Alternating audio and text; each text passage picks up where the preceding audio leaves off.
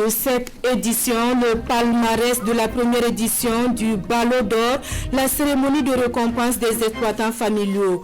Une vingtaine de prix ont été décernés sous le regard du chef de l'État. Les lauréats à découvrir dès l'ouverture de ce journal. Un anniversaire dans ce journal, celui de l'armée de l'air qui souffle ses 35 bougies. Une célébration qui se tient sous le signe du renforcement de la lutte contre le terrorisme au Burkina Faso, avec l'acquisition de nouveaux appareils. La nouvelle dynamique et les missions de l'armée de l'air nous seront davantage dans quelques instants. Et puis Donald Trump testé positif au Covid-19 et mis en quarantaine. L'annonce de la nouvelle a eu l'effet d'une bombe à seulement un mois de l'élection présidentielle où il est en lice pour un second mandat à la Maison Blanche. De quoi chambouler la campagne. Merci de nous recevoir chez vous. Ils sont plus de 80% de la population burkinabé et il est temps de saluer les efforts pour l'atteinte de l'autosuffisance alimentaire au Burkina. Eux, ce sont les exploitants familiaux qui étaient sous les feux de la rampe hier à l'occasion de la première édition du Ballot d'Or, des moments de récompense des meilleurs acteurs du monde rural sous le regard du chef de l'État. Le palmarès avec Adama Guiti et Vincent Kendrebogo. Ballot d'or ou des trophées pour les meilleurs exploitants agricoles familiaux.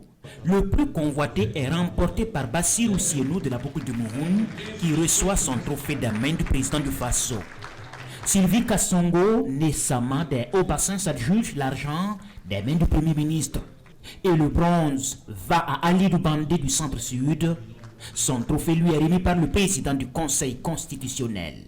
3 trophées ont été décernés dans chacune des catégories. Meilleure organisation paysanne, meilleur jeune exploitant familial et meilleure exploitante familiale. Pour une première édition du Ballot d'Or, ça a été un succès. Il était important que ces exploitants familiaux qui au quotidien font un travail d'endurance, nous puissions les encourager. Surtout les meilleurs, nous puissions faire en sorte de transformer la capacité de production de ces agriculteurs.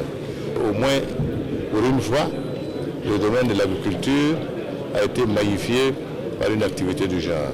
En plus, des personnes physiques et morales ont été distinguées et le Ballot d'honneur revient au chef de l'État pour ses politiques publiques en matière agricole. On est très satisfait, on est très content. Dans un premier temps, le chef de l'État, nous avons demandé sa participation et il a accepté. On profite de vos micros pour remercier toutes les partenaires, nos différents OSC. Nous pensons que si on est ensemble, en tout cas les décideurs vont nous écouter et plus ils vont prendre en compte l'aspect de l'agriculture en charge. Les Ballots d'Or est l'initiative d'une coalition de 18 OAC intervenant dans le domaine de l'agriculture, la sécurité alimentaire et la nutrition.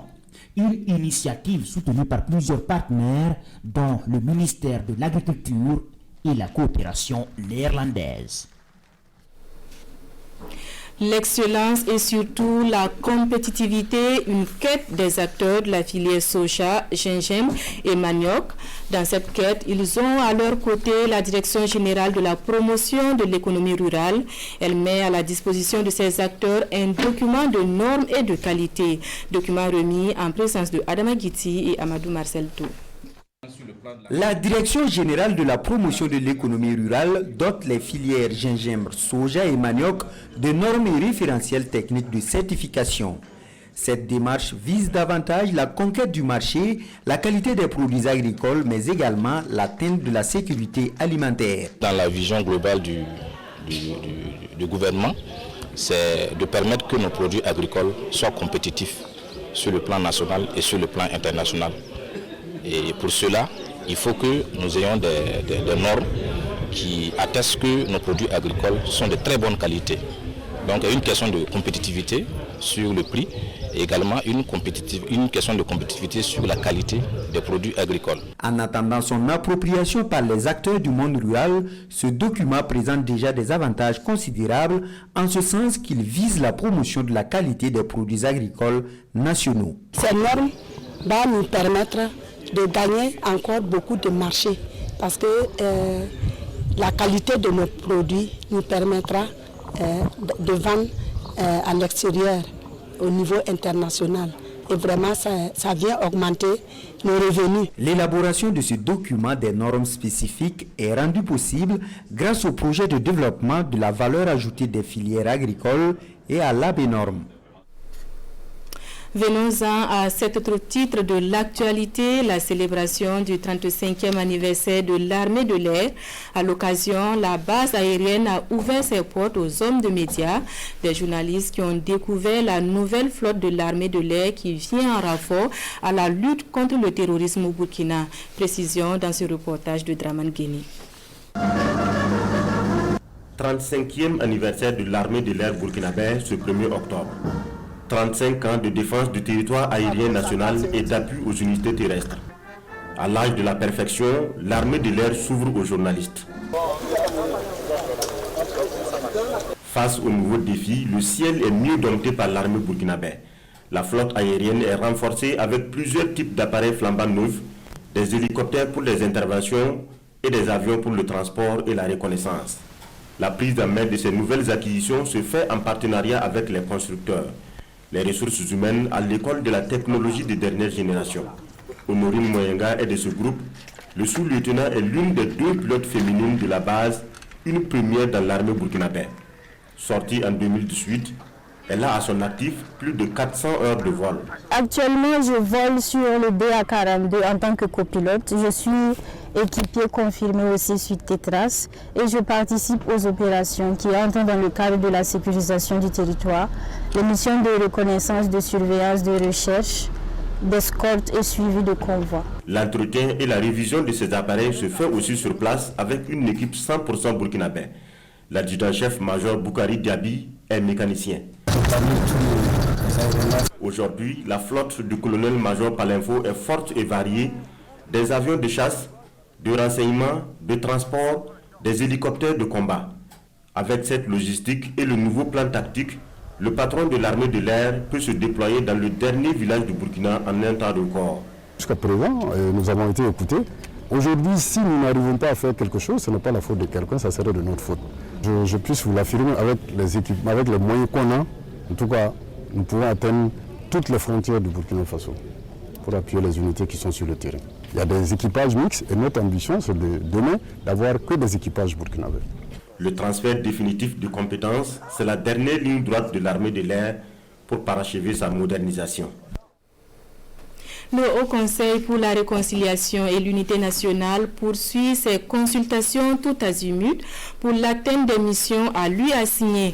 Il était hier à la rencontre des acteurs culturels, des acteurs dont la contribution est attendue pour une véritable réconciliation nationale. Le point des échanges avec Nongba Kouda et Ernest Kambiri.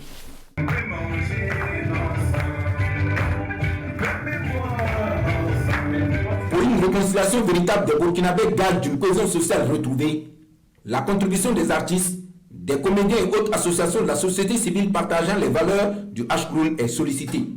Face à ce groupe socio-professionnel, le président Léane Bassolé et ses collaborateurs expliquent la démarche à suivre. Les valeurs, la philosophie, la vision, la détermination de l'institution et sa volonté d'impliquer tout le monde dans le processus est partagée. Le processus doit être inclusif.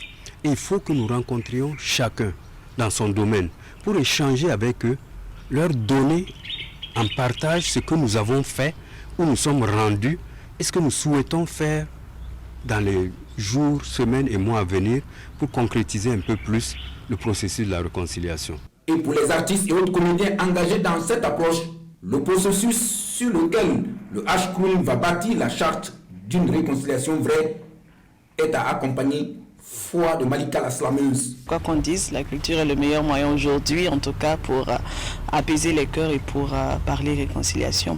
Je pense que c'est un devoir pour nous d'être là aujourd'hui, pour en tout cas écouter cette vision-là que nos devanciers ont sur ce thème et en tout cas mettre notre main à la pâte pour, vu qu'on parle d'une même vision, et c'est pour le pays. En attendant de mettre en musique les différentes préoccupations des couches socio-professionnelles touchées, pour une réconciliation vraie, la démarche du Ashkroun se poursuit.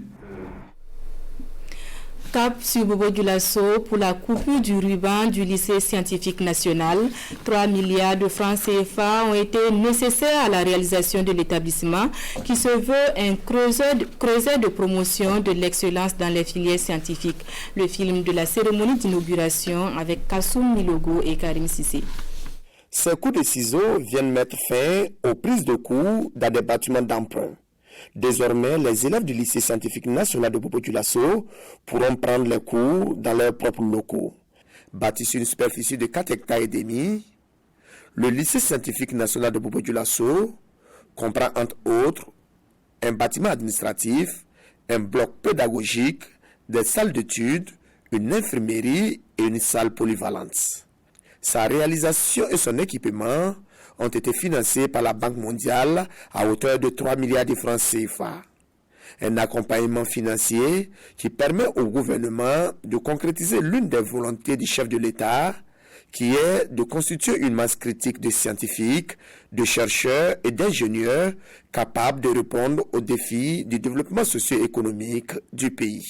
C'est avec beaucoup de joie que nous sommes là et nous profitons de remercier la Banque mondiale pour cet appui, mais pour l'appui complémentaire que nous venons d'obtenir aussi pour poursuivre donc cette initiative, de contribuer donc à la formation donc de nos enfants dans le domaine des sciences. À côté des autres formations qui existent et qui sont importantes, il fallait aussi faire un effort dans ce sens. Pour le représentant des élèves, l'effectivité de ce lycée vient résoudre un souci majeur.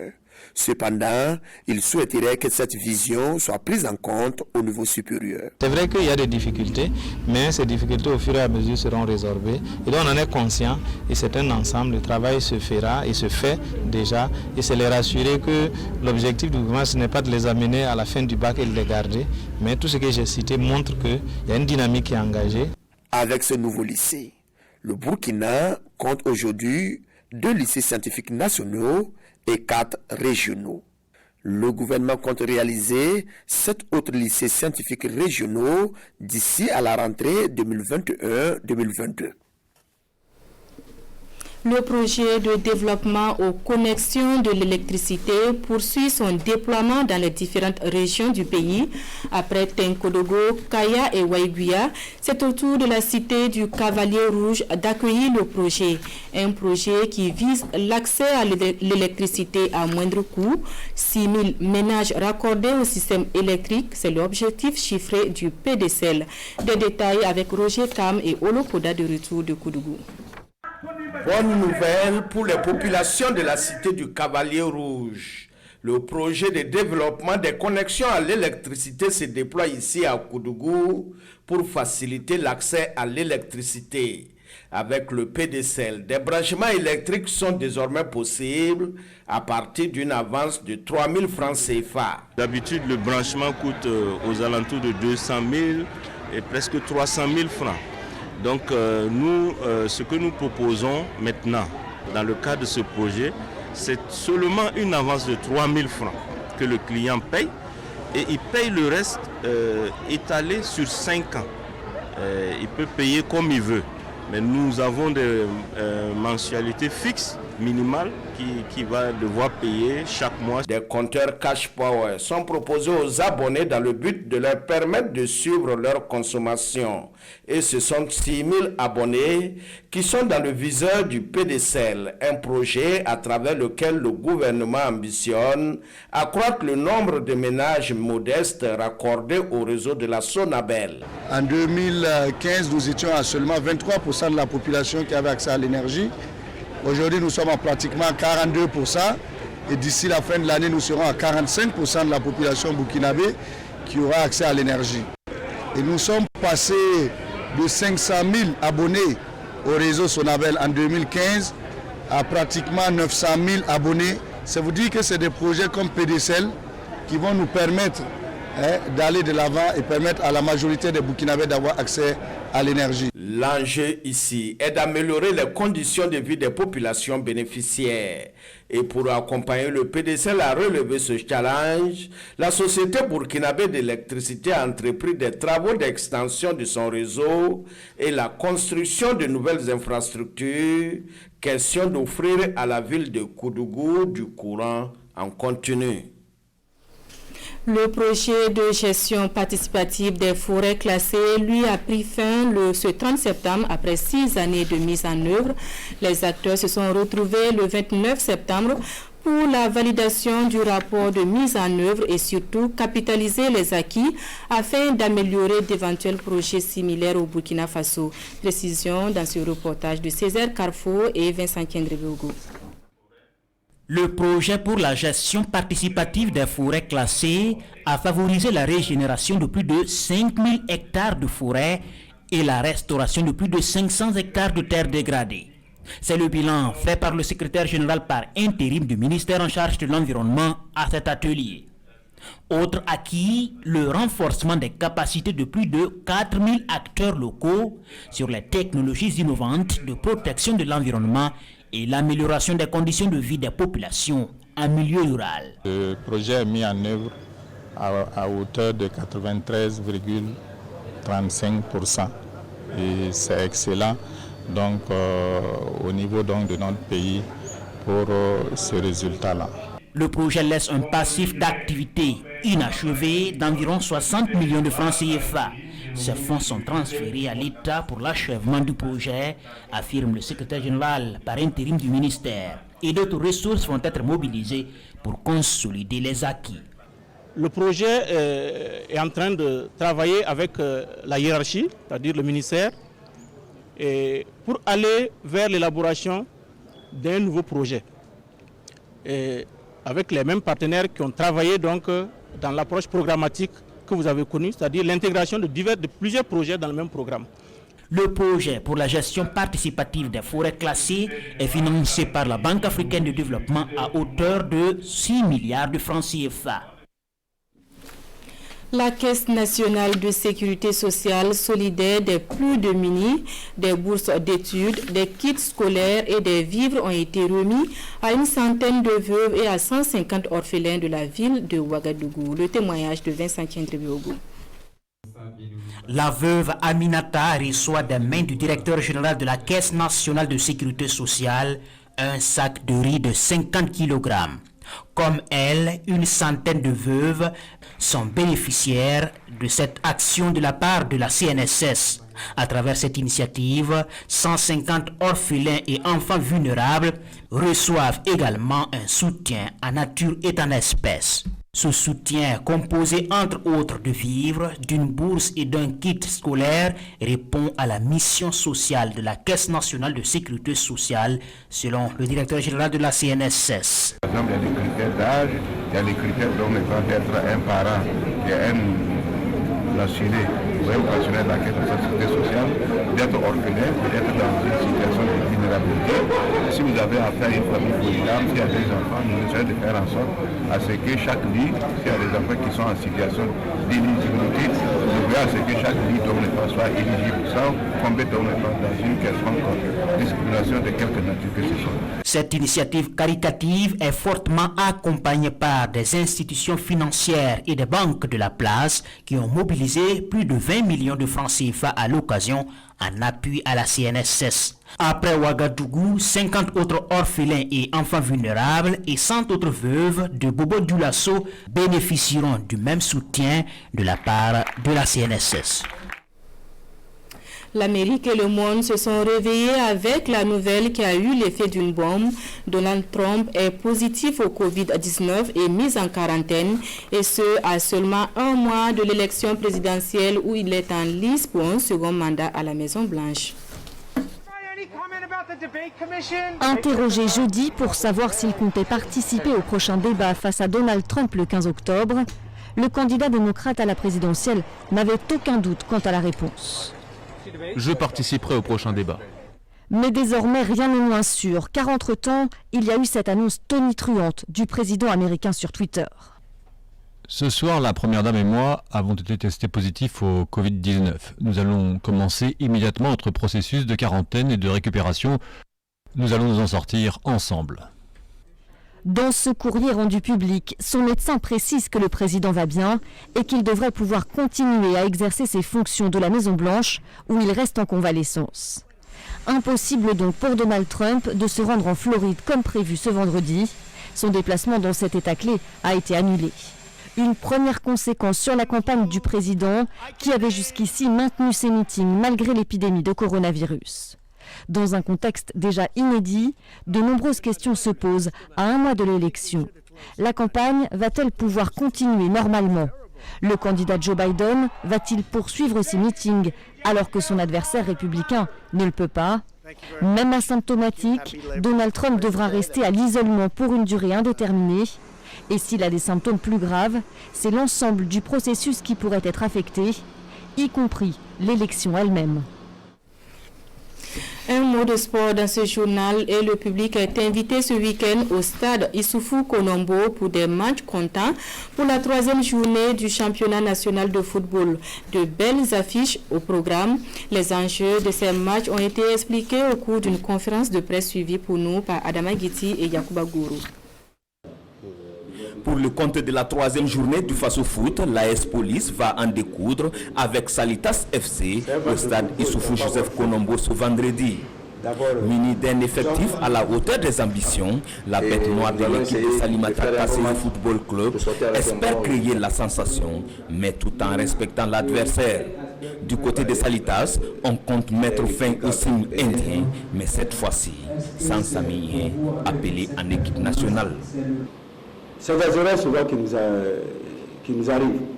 Parce que les jeunes souvent ils pensent que la S-Police, c'est une petite équipe, on va les traquer sur tous les plans. Malheureusement, il y a une détermination au niveau de l'équipe adverse. On connaît très bien le Faso Foot. Avoir 6 points sur 6, c'est pas facile, surtout pour la S-Police qui, depuis 5 ans, n'a pas encore réalisé ça. Et aujourd'hui, j'ai la chance d'avoir des garçons qui sont conscients, qui sont vraiment professionnels. Le samedi, un combat de titans s'annonce sur les rectangles verts du stade Issoufou Joseph Konombo entre deux tacticiens du football burkinabé. Les hommes du Gabonais Dieudonné Thierry Mouvement doivent démontrer leur talent face à ceux de Mousso Ouidra ou encore le Mourino burkinabé. Les objectifs d'une équipe qui vient de monter, vous le savez, c'est d'abord être solide, se consolider au niveau du classement et jouer réellement pour pouvoir se maintenir en première division. C'est à nous de nous battre et de montrer au monde, au public sportif, que nous méritons mieux que ça et que cette équipe mérite mieux que ça. La situation aujourd'hui, la situation actuelle du club voudrait que nous l'emportions. En attendant, les deux entraîneurs pétris de tactique attendent de dévoiler leur talent sur la pelouse du stade Issoufou Joseph Konombo à travers un match plaisant. Un coup d'œil sur les journaux pour refermer ce trésor et les quotidiens dans leur dernière parution de la semaine reviennent sur la problématique de l'indépendance de la justice à Burkinabé. Problématique posée à l'occasion de la rentrée judiciaire qui a eu lieu hier. La revue de presse de Vincent Kendrébiogo. Une rentrée judiciaire sous le signe de l'indépendance, de la déontologie et de la responsabilité du magistrat. C'est ce qui fait la une du journal Le Pays. Le sujet est ancien mais demeure brûlant, selon le premier président de la Cour de cassation. Chaque juge doit comprendre que l'indépendance n'est pas une licence à tout faire, mais une exigence à servir la loi, le droit et la justice dans toute sa perfection, affirme Jean Mazoubé Condé, ajoutant que les magistrats dans l'abus ont occupé les devants de la scène, quelquefois à leur corps défendant, en descendant dans l'arène, en violation de l'éthique et de la déontologie, parlant d'une année judiciaire précédente mouvementée. Conséquence, les princes des nuées se sont retrouvés au milieu des huées. Et dans Sidoya, l'autocritique des hommes à la touche. Chers collègues, méritons notre robe en ayant toujours comme repère notre serment qui nous engage en tout dans l'exercice de nos fonctions, substance d'un rapport sur l'indépendance, la déontologie et la responsabilité du magistrat rapporté par le journal. En demandant l'indépendance totale de la justice, les magistrats n'aspirent pas à la création d'une république des juges avec un gouvernement de magistrats réquisitoire du procureur général d'Amawali. L'indépendance n'est pas une muraille de Chine. C'est maintenant le président du Faso qui parle, cité par l'observateur Palaga. Rochman Christian Kaboré loue les efforts de l'État pour donner à la justice les moyens de son indépendance. Il faut permettre aux juges d'exercer, dans le respect de la déontologie, déclare le chef de l'État. Le bâtonnier Paulin Salambéré, lui, plaide pour une autonomisation financière de la justice pour mieux asseoir son indépendance.